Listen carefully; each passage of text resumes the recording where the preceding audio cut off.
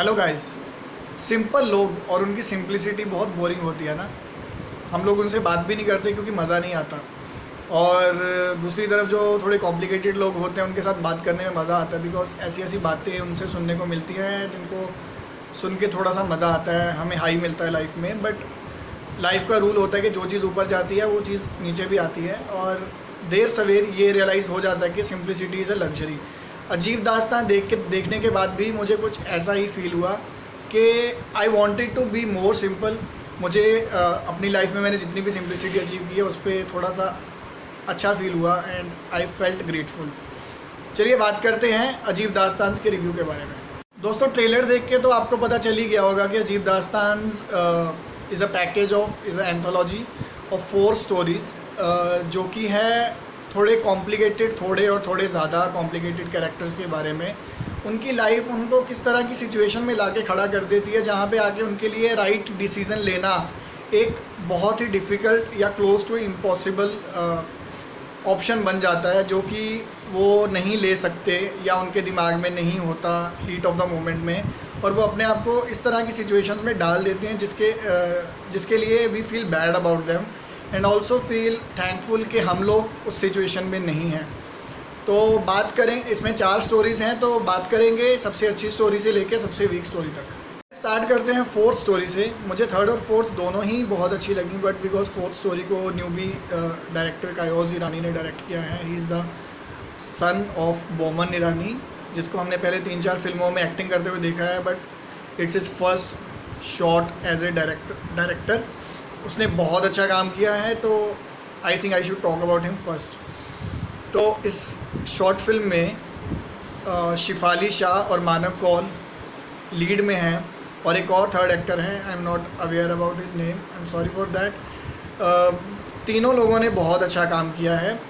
और इसकी जो स्टोरी है ना, जैसे कि मैंने आपको इंट्रोडक्शन में बताया कि सारे ही कैरेक्टर्स चारों स्टोरीज़ में कॉम्प्लिकेटेड कैरेक्टर्स हैं, उनकी कॉम्प्लिकेटेड स्टोरीज़ हैं, आपको बहुत कुछ सोचने पे मजबूर करती हैं।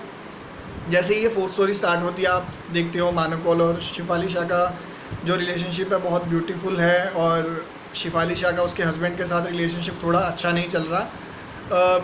तो आपको देखने में लगेगा कि बड़ी सिंपल सी स्टोरी है, आप अंडरस्टैंड कर पा रहे हो, वही सारा कुछ है जो आपने पहले देखा हुआ है। But how things unfold with time, और किस तरह से चीज़ें चेंज हो जाती हैं, 360 डिग्री एंगल का जो ट्रांसफॉर्मेशन आता है उस चीज़ में, और जिस तरह से वो स्टोरी एंड होती है वो आपको बहुत कुछ सोचने पे मजबूर कर देगी। वो आपको वो देख के बुरा भी लगेगा, आप वो देख के सोचोगे कि किस तरह से हम लोग जल्दी जल्दी में कई बार डिसीजंस ले लेते हैं और जल्दी जल्दी में कुछ एक्शंस ले लेते हैं, जिसके बारे में हमें बाद में खुद के लिए भी बुरा फील होता है, और उन एक्शंस की वजह से जिन लोगों को हम हर्ट करते हैं उनके लिए भी बुरा फील होता है। तो it's a story which will make you think about a lot of things, जो कि आई फील बहुत ही अच्छी तरीके से दिखाया गया है, राइटिंग में भी और डायरेक्शन में भी। मानव कौल और शिफाली शाह ने बहुत ही ज़बरदस्त एक्टिंग करी है। मानव कौल तो मेरे फेवरेट बन चुके हैं, क्योंकि लास्ट जो फिल्में उनकी मैंने देखी हैं जितनी भी, हर बार उन्होंने मुझे इतना प्लेजेंटली सरप्राइज़ किया है, और हर बार मुझे उनकी परफॉर्मेंस के ऊपर प्राउड हुआ है। इस बार भी उनको देख के इतना मज़ा आ रहा था। उनकी जो स्वीटनेस थी उनके कैरेक्टर की वो तो अलग, और उनकी जो परफॉर्मेंस थी, जिस तरह से उन्होंने निभाया उस कैरेक्टर को, बहुत ही जानदार था। और स्टोरी के ऊपर जैसे बोलते हैं ना कि एक चॉकलेट केक के ऊपर और थोड़ा सा क्रंच डाल दिया, वो चीज़ थी। और शिफाली शाह तो hats off, salute to the lady, हर बार बहुत अच्छी एक्टिंग करती हैं, और इस बार भी उन्होंने बहुत ज़बरदस्त एक्टिंग करी और बहुत ज़बरदस्त तरीके से अपने कैरेक्टर को परफॉर्म किया है। तो उनके लिए इतनी तालियां बजनी चाहिए कि स्टॉप नहीं होनी चाहिए। I will highly recommend it, और इस स्टोरी को मैं 4 आउट ऑफ 5 रेट करूँगा। ये एक एंथोलॉजी स्टोरी है, एंथोलॉजी मूवी है, जिसमें 4 स्टोरीज़ हैं डिफरेंट। तो मैं चारों स्टोरीज़ को, क्योंकि 4 डायरेक्टर्स ने अलग अलग डायरेक्ट किया है, तो चारों स्टोरीज़ को अलग से रेट करूँगा, और इस स्टोरी को मैं रेट करूँगा 4 आउट ऑफ 5। अभी बात करते हैं 3rd स्टोरी। जो 3rd स्टोरी है नीरज खेवान ने डायरेक्ट की है। बहुत ही क्रिटिकली अक्लेम्ड डायरेक्टर हैं, जिन्होंने पहले मसान को डायरेक्ट किया था। इस शॉर्ट फिल्म का नाम है गिली पूची। अदिति राव हैदरी और कॉन्कना सेन शर्मा इसमें लीड स्टार्स हैं। बहुत ही ब्यूटीफुल स्टोरी है, अगेन आपको सोचने पे मजबूर करेगी। इस स्टोरी की खास बात यह है कि ये जो स्टोरी है ना, इसको पसंद तो सब लोग करेंगे, लेकिन अलग अलग तरीके से इस स्टोरी को परसीव किया जाएगा। कुछ लोग तो ये सोचेंगे कि स्टोरी का आइडियल एंड नहीं हुआ, जिस तरह से होना चाहिए था उस तरह से नहीं हुआ, it doesn't take an ideal route, और उनको ये लगेगा कि इस स्टोरी की गलत एंडिंग कर दी।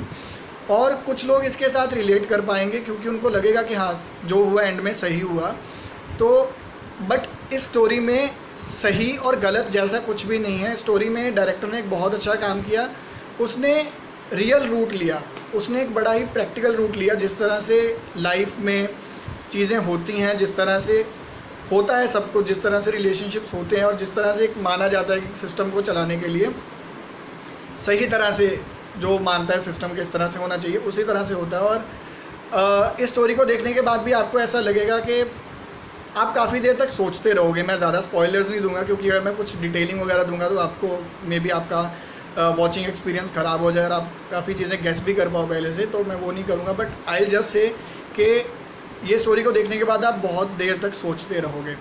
और कोंकणा सेन शर्मा ने बहुत ज़बरदस्त, बहुत ही बढ़िया, बहुत ही ब्रिलियंट एक्टिंग करी है। एक सेकंड के लिए भी ऐसा नहीं लगा कि she is not the character that she is playing. हमने उनको पहले बड़े ही सोफिस्टिकेटेड कैरेक्टर्स में देखा है और इसमें जिस तरह का कैरेक्टर उन्होंने प्ले किया है, जिस तरह के उन्होंने मैनरिज्म्स दिखाए हैं, जिस तरह का एक बॉडी लैंग्वेज है उनका, जिस तरह के उनके एक्सप्रेशंस हैं, जिस तरह का उनका गेटअप है, सारा कुछ इतना ज़्यादा ऑथेंटिक है that you will fall in love with the actor all over again. आप अब तक अगर कोंकणा सेन शर्मा के बहुत बड़े फ़ैन थे, आप और बड़े फ़ैन बन जाओगे ये स्टोरी देखने के बाद।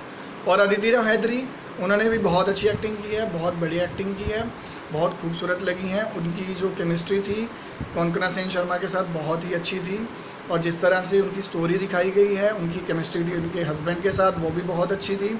उसको भी देख के बहुत अच्छा लगा। और वही चीज़ जो थी एक बड़ा ही आपको फील करने पे, मतलब आप साइड नहीं ले पाते कि आप कौन सी साइड लेना चाहते हो। ये चीज़ जो है ना वो आप को एज ए ऑडियंस बहुत ज़्यादा कंफ्यूज भी करती है और बहुत ज़्यादा सोचने पे भी मजबूर करती है।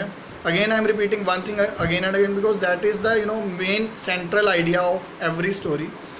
तो ये भी स्टोरी आप ज़रूर देखिए। I will rate it 4 out of 5। Second story Raj Mehta ने डायरेक्ट की है। इसके लीड स्टार्स हैं नुसरत भरूचा और अभिषेक बनर्जी और एक चाइल्ड एक्ट्रेस है जिन्होंने लूडो में बहुत अच्छा रोल प्ले किया था पहले। तो ये भी स्टोरी थोड़े कन्वीनियंट रूट से स्टार्ट होती है। आपको देखने में लगता है कि हाँ ये वही सारा कुछ चल रहा है जो आपने पहले देखा हुआ है। ये स्टोरी थोड़ी सी पैरासाइट से भी इंस्पायर्ड है। अगर आपने पैरासाइट देखी है तो आपको लगेगा कि हाँ वही चीज़ दिखा दिया कि गरीबों और अमीरों के बीच में जो इतना बड़ा डिस्टेंस है और किस तरह से गरीब अमीरों को और अमीर गरीबों को एक्सप्लॉइट करते हैं, किस तरह से दोनों को एक दूसरे की चीज़ों को छीनना है और किस तरह से दोनों एक दूसरे के बारे में गलत सोचते हैं, मिसकंसेप्शंस हैं दोनों के माइंड में, वो चीज़ें दिखाई हैं। बट जो मेन स्टोरी है वो थोड़ी सी डिफरेंट। अभिषेक बनर्जी और नुसरत भरूचा ने बहुत अच्छी एक्टिंग करी है। Nusrat Bharucha look so beautiful और उनकी जो केमिस्ट्री है अभिषेक बनर्जी के साथ वो तो चलो ठीक ठाक ही थी, बट दोनों ने एक्टिंग बहुत अच्छी की है और they light up the screen in their own way. Child actress है वो भी बड़ी क्यूट लगी है। उसके जो एंटिक्स हैं, उसके जो छोटी छोटी बातें हैं उसके कैरेक्टर के बारे में और उसकी परफॉर्मेंस के बारे में, वो भी बहुत अच्छी हैं। और सबसे ब्यूटीफुल पार्ट जो है स्टोरी का वो है इसका क्लाइमैक्स। वो आपको शॉक कर देगा, सच में शॉक कर देगा, बिकॉज आप गैस ही नहीं कर पाओगे कि हुआ क्या है। आपको जो लग रहा होगा वैसा बिल्कुल नहीं होगा। तो I just say expect the unexpected. क्यों? और जब आप बाद में जाके रिपीट में जाके चेक करोगे तो आपको पता चलेगा कि डायरेक्टर ने तो काफ़ी सारे क्लूज़ भी दिए थे पहले, लेकिन आप शायद पकड़ नहीं पाए। तो वो चीज़ बहुत अच्छी है। आई will rate this story 3.5 out of 5 क्योंकि मुझे ऐसा लगा कि राज मेहता इस स्टोरी को थोड़ा सा और पॉलिश कर सकते थे, but it's overall a good story. बात करते हैं फर्स्ट स्टोरी के बारे में। शशांक खेतान ने डायरेक्ट करी है और इसके लीड स्टार्स हैं जयदीप अहलावत और उनके साथ है फातिमा सना शेख। अभी शशांक खेतान की डायरेक्शन आपने पहले देखी है बद्रीनाथ की दुल्हनिया, हम्प्टी शर्मा की दुल्हनिया। जयदीप अहलावत को आपने देखा कितनी सारी क्रिटिकली अक्लेम्ड मूवीज़ में, पाताल लोक में। आपकी एक्सपेक्टेशंस तो आसमान छू रही होंगी ना, मतलब छत को तोड़ के ऊपर जा रही होंगी कि यार बहुत ही ज़बरदस्त स्टोरी होगी। लेकिन इतने बुरे तरीके से डिसअपॉइंट किया है सब लोगों ने कि मैं आपको बता नहीं सकता। सबसे पहले तो स्टोरी इतनी ज़्यादा पैथेटिक, इतनी टेरेबल, इतनी घटिया स्टोरी है कि आपको देख के लगेगा जैसे नेटफ्लिक्स ने अपना वर्जन बना दिया गंदी बात का। अगर आपने आल्ट बालाजी की गंदी बात का ट्रेलर भी देखा है तो आपको पता है कि कितना क्रिंज वर्दी वो शो है, और ये जस्ट नेटफ्लिक्स ने अपना वर्जन क्रिएट किया उसको थोड़ा सा बेटर करके, बट वो थोड़ा सा बेटर जो किया है उसको माना नहीं जाएगा कुछ भी। इस शॉर्ट फिल्म को वैसे तो देखना अनबियरेबल है, आप देख ही नहीं सकते हो, बट फिर भी अगर मैं बताऊं आपको थोड़ा सा इसमें फातिमा सना शेख को देख के थोड़ा सा हो जाता है कवर अप, क्योंकि उन्होंने एक्टिंग अच्छी करी है और जयदीप अहलावत को वेस्ट कर दिया पूरा का पूरा। मैं ऐसा नहीं बोलूँगा कि उन्होंने ये फिल्म क्यों साइन की, बिकॉज मुंबई जैसे शहर में रहना बड़ा मुश्किल है, कई बार बड़े शोज़ बड़ी फिल्में साइन करनी पड़ती हैं, बट ऐसी फिल्म जयदीप अहलावत डिज़र्व नहीं करते, उनको कुछ बेटर मिलना चाहिए। तो इस स्टोरी को मैं 0 out of 5 रेट करूँगा, because it doesn't deserve even 1 star. Fatima Sana Shaikh ने जो एक्टिंग थोड़ी बहुत अच्छी करी है वो पूरी वेस्ट हो गई है, और मैं नहीं समझता कि उसको रेट किया जा सकता है, बिकॉज राइटिंग इतनी ज़्यादा बुरी है कि उसने पूरी की पूरी स्टोरी ही वेस्ट कर दी। ओवरऑल इसकी रेटिंग जो है वो 2.5 के आसपास बनती होगी, बट आई डोंट थिंक कि ओवरऑल रेटिंग पे जाना चाहिए। आप लास्ट 3 स्टोरी ज़रूर देखना, फर्स्ट स्टोरी को मिस कर देना, क्योंकि अगर आप फर्स्ट स्टोरी देखोगे तो देर आर गुड चांसेस कि आप पूरी की पूरी मूवी ही बंद कर दोगे और आगे नहीं देखोगे। तो just skip the first movie, watch last 3 movies and have fun, और कमेंट सेक्शन में आके मुझे बताइए कि आपको कैसी लगी। Thank you so much. अगर आपको मेरी ये वीडियो अच्छी लगी तो इसको लाइक करना ना भूलिएगा और मेरे चैनल को सब्सक्राइब करना मत भूलिएगा। Thank you so much.